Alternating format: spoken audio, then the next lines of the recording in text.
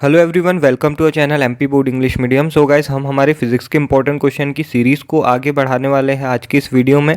और आज की इस वीडियो में हम लोग डिस्कस करेंगे आपके चैप्टर नंबर 9 जो कि है ऑप्टिक्स वाली यूनिट हम यहाँ से स्टार्ट करने वाले हैं। और चैप्टर नंबर 9 जो है आप लोगों का रे ऑप्टिक्स, ये one of the most important chapter है आपका ओवरऑल फिजिक्स का। इसमें से काफ़ी ज़्यादा नंबर का जो वेटेज है वो दिया गया है इस वाली यूनिट से, तो आप लोगों को इसके क्वेश्चन बहुत अच्छे से प्रैक्टिस करने होंगे।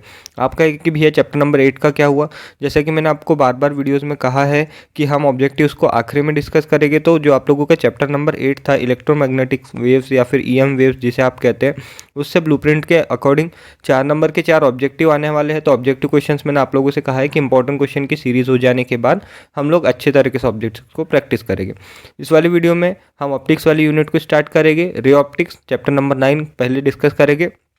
आज ही शाम में मैं या फिर रात में 8:30 के आसपास एक वीडियो डालूंगा जिसमें वेव ऑप्टिक्स के आप लोगों को इंपॉर्टेंट क्वेश्चन दे दूंगा और हमारी ऑप्टिक्स वाली यूनिट जो है वो खत्म हो जाएगी।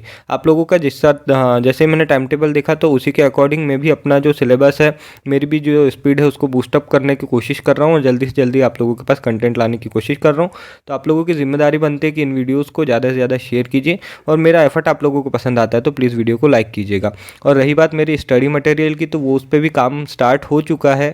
ऑलमोस्ट थोड़ा थोड़ा सारे सब्जेक्ट का बन के रेडी हो चुका है। आप लोगों को इस मंथ में आप लोगों को बिना किसी देरी के वो चीज़ मिल जाएगी। ठीक है, हम बात कर रहे हैं रे ऑप्टिक्स के इंपॉर्टेंट क्वेश्चन की। तो ब्लूप्रिंट के अकॉर्डिंग इस वाले चैप्टर में सबसे पहले तो हम लोगों को 4 ऑब्जेक्टिव पूछे जाएंगे जो कि हम बाद में डिस्कस करेंगे। 2 नंबर का एक क्वेश्चन, 3 नंबर का एक क्वेश्चन और 5 नंबर का एक बड़ा क्वेश्चन।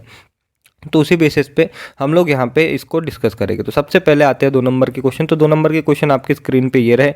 अगर आपको पीडीएफ डाउनलोड करना है तो मेरे टेलीग्राम चैनल पे विजिट करके आप डेफिनेटली इसे डाउनलोड कर सकते हैं। 2 नंबर के क्वेश्चन में सबसे पहला क्वेश्चन आता है, व्हाट इज कॉन्जुगेट फोकाई। तो ये आप लोगों को क्वेश्चन अगर आता है, बार बार पूछा गया है गाइस बोर्ड एग्जाम में, इस साल भी मोस्ट प्रोबेबली पूछा जा सकता है। देखो गाइस, यहाँ पे मैं आप लोगों को बताना चाहूँगा, नीचे मैंने लिखा है थर्ड क्वेश्चन के नीचे कि मोस्टली न्यूमेरिकल। तो बार बार ऐसा होता है कि 2 नंबर के लिए ज़्यादातर वो आप लोगों को न्यूमेरिकल दे दे। एंड हाँ, यहाँ से डैम श्योर हूँ मैं कि अगर इसमें यूनिट में 3 क्वेश्चन पूछे जाने वाले हैं तो उन 3 में से एक ना एक न्यूमेरिकल तो ज़रूर होगा, चाहे वो 2 नंबर का हो, 3 नंबर का हो या 5 नंबर में तो मुश्किल है, 2 या 3 नंबर वाले क्वेश्चन में से ही कोई ना कोई एक न्यूमेरिकल क्वेश्चन आपसे ज़रूर से पूछा जाएगा, ये मेरी गारंटी है। ठीक है, तो न्यूमेरिकल आपको प्रैक्टिस करना है। मैं एक अलग से डेडिकेटेड वीडियो लाऊंगा कि आप लोगों को कौन से चैप्टर से कौन से फॉर्मूले वाले न्यूमेरिकल्स को प्रैक्टिस करना है। ऑलराइट, तो उसका आप टेंशन मत लीजिएगा। सेकंड क्वेश्चन आता है, डिफाइन पैरेलैक्स। थर्ड क्वेश्चन आता है, right essential condition for obtaining pure spectrum.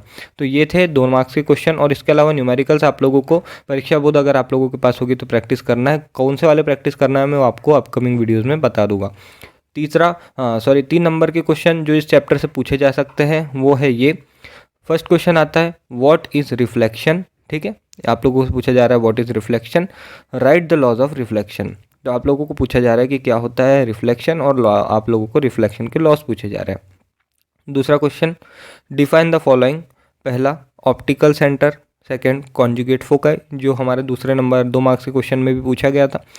तीसरा आता है first and second principal focus. तो ये है आप लोगों का दूसरा क्वेश्चन जो कि 3 नंबर के लिए मेरे अकॉर्डिंग पूछा जा सकता है। तीसरा क्वेश्चन आता है, what is lens makers formula. क्या होता है lens makers formula, derive it for convex lens. आप लोगों को डिराइव करके मांगा जा रहा है lens maker formula for convex lens. Question को पढ़ के उसका मतलब समझना बहुत ज़्यादा इंपॉर्टेंट होता है गाइस। कई बार आप गलती कर बैठते हैं क्वेश्चन को ना समझ करके, दूसरा आंसर दूसरे क्वेश्चन में लिख के आ जाते, तो ये गलती मत कीजिएगा, क्वेश्चन को प्रॉपरली पढ़ना सीखिए। चौथा क्वेश्चन आता है, prove for an spherical refracting surface U-1/R is equal to, ये आप पूरा आपका जो फॉर्मूला है ये आप लोगों का लेंस वाला फॉर्मूला है, इसको आप लोगों को डिराइव करके मांगा जा रहा है, प्रूव करके मांगा जा रहा है एक स्फेरिकल रिफ्रैक्टिंग सरफेस के लिए। 3 मार्क्स के लिए जो 5वां क्वेश्चन मेरे अकॉर्डिंग पूछा जा सकता है वो है ये, डिराइव लेंस फार्मूला। ठीक, lens formula 1/F is equal to 1/V minus 1/U, showing relation between U, V and F। आप लोगों से पूछा जा रहा है आपको डिराइव करना है lens formula for sorry guys, यहाँ पे कॉन्वेक्स लेंस होना चाहिए, यहाँ पे स्पेलिंग में थोड़ा मिस्टेक है तो आप इसको करेक्ट कर लीजिएगा। कॉन्वेक्स लेंस के लिए आप लोगों को लेंस फार्मूला जो है वो डिराइव करने के लिए बोल रहा है और रिलेशन आप लोगों को पूछा जा रहा है U, V एंड F के बीच में। अब आते हैं 5 नंबर के क्वेश्चंस पे। तो 5 नंबर के क्वेश्चंस पे जब हम बढ़ते हैं तो सबसे पहला क्वेश्चन आता है, right the difference between simple microscope and astronomical microscope.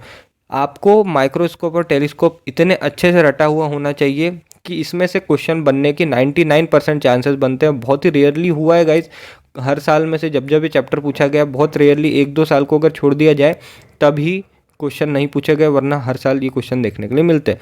दूसरा question, derive the expression of combined focal lens of 2 thin lenses kept in contact. जब 2 थिन लेंस को हम कॉन्टैक्ट में रख देंगे एक के सामने एक, तो उनकी कंबाइंड फोकल लेंथ आपका एक्सप्रेशन आप लोगों को पूछा जा रहा है, कैसे होगा वो।